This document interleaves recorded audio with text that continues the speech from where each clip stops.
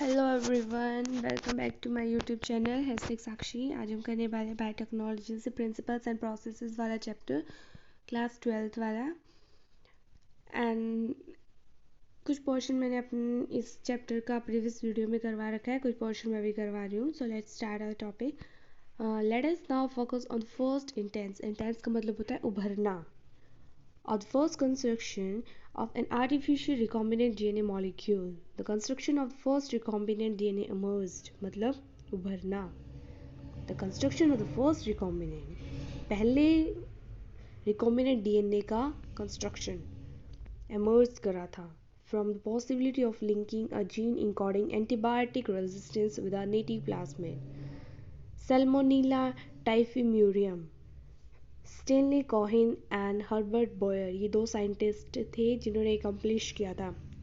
Accomplished का मतलब होता है समाप्त करना। This in 1972 by isolating the antibiotic resistance gene by cutting out a piece of DNA from a plasmid which was responsible for conferring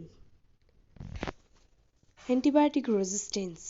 The cutting of DNA at specific location. DNA का cut करना एक specific location से possible हो पाया था किसकी discovery के दौरान?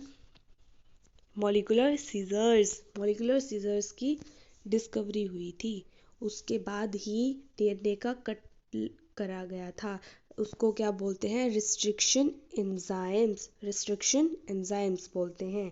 The cut piece of DNA was then linked with the plasmid DNA. जो कट पीस था डीएनए का वो प्लाज्मिड के साथ में लिंक किया गया था। These plasmids DNA act as a vector. जो प्लाज्मिड डीएनए है वो वेक्टर का काम करता है। प्लाज्मिड डीएनए किसका काम करता है? वेक्टर का काम करता है। To transfer the piece of DNA attached to it. Plasmid DNA vector का काम करता है और वेक्टर का काम करने के दौरान वो ट्रांसफर करता है डीएनए के पीस को जो उसको अटैच हुआ होता है। You probably know that mosquito, जैसे कि आप जानते हैं जो मॉस्किटो होता है वो इंसेक्ट वेक्टर की तरह काम करता है। Insect vector to transfer the malarial parasites into human body. जो मस्कीटो होता है वो ट्रांसफर करता है मलेरियल पैरासाइट्स को ह्यूमन बॉडी में। तो मस्कीटो भी एक वेक्टर है, जैसे प्लाज्मिड डीएनए वेक्टर है, ये मस्कीटो भी वेक्टर का काम करता है। In the same way, a plasmid can be used as a vector to deliver an alien piece of DNA into the host organism. The linking of antibiotic-resistant gene with the plasmid vector becomes possible with the enzyme DNA ligase. इन्होंने ये बोला है जो DNA का cut piece हुआ था, the linking of antibiotic resistance, link करा गया था जीन को with plasmid vector becomes possible, तब पॉसिबल हुआ था with enzyme DNA ligase. DNA ligase किसे बोला गया है? सी, जैसे हमारे यहाँ पे हमने एक एग्जांपल ले लिया 6 बेस पेयर्स का। C G A T T C, C G A T T C, घटक। Now C T T A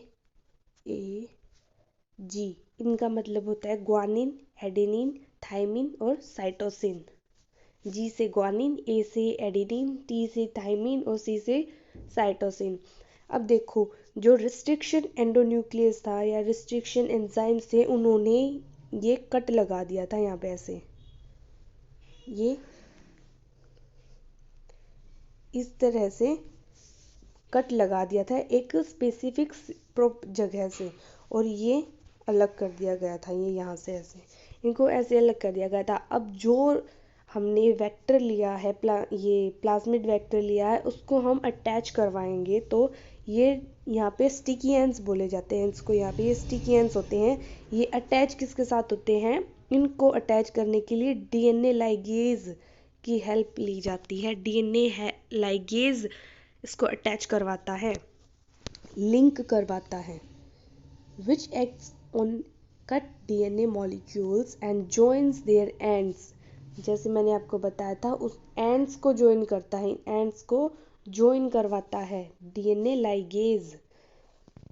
Now see, this makes a new combination of circular autonomously replicating DNA created in vitro and is known as recombinant DNA when this DNA is transferred into Escherichia coli, a bacteria closely related to Salmonella.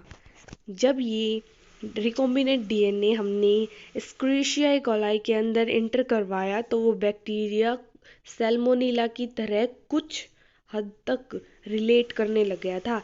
It could replicate using the new host DNA polymerase enzyme and make multiple copies. The ability to make copies of antibiotic resistant gene in E. coli was called cloning. Cloning का मतलब मैंने आपको पहले भी बताया है. Cloning का मतलब होता है बिल्कुल सेम, एक जैसा दिखने वाला. क्लोनिंग, मल्टीपल कॉपीज बन जाएंगी उसकी of antibiotic resistant gene in E. coli. You can hence infer that there are three basic steps in genetically modifying an organisms. सबसे पहला हम लेंगे identification of DNA with desirable gene. इसका मतलब है आइडेंटिफिकेशन करेंगे. जैसे हमारा एक जीन डिफेक्टेड है, हमारा एक जीन डिफेक्टेड है, सी हमारा जीन यहाँ से डिफेक्टेड है, यहाँ से हमारा एक जीन डिफेक्टेड है. सो हम सबसे पहले जो हम होस्ट सेल के अंदर अगर हम देखेंगे तो जीन का वही पार्ट हम लेंगे, उस चीज़ को ही हम लेंगे जो जीन हमारा डिफेक्ट है, वो जीन हम लेके इसमें ट्रांसफ़र करवा देंगे.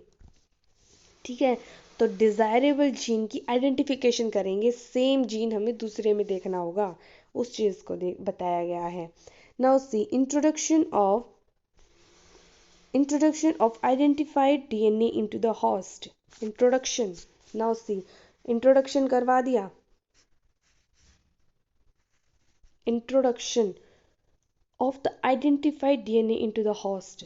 जो identified DNA हमने लिया था उसका introduction करवा दिया या फिर करवा देंगे. Introduction of the identified DNA into the host. Now see the third one, maintenance of introduced DNA into the host and transfer of the DNA into its progeny. Okay, so guys, thank you for watching my video. Please share, like and subscribe to my YouTube channel and please comment करके बताइए how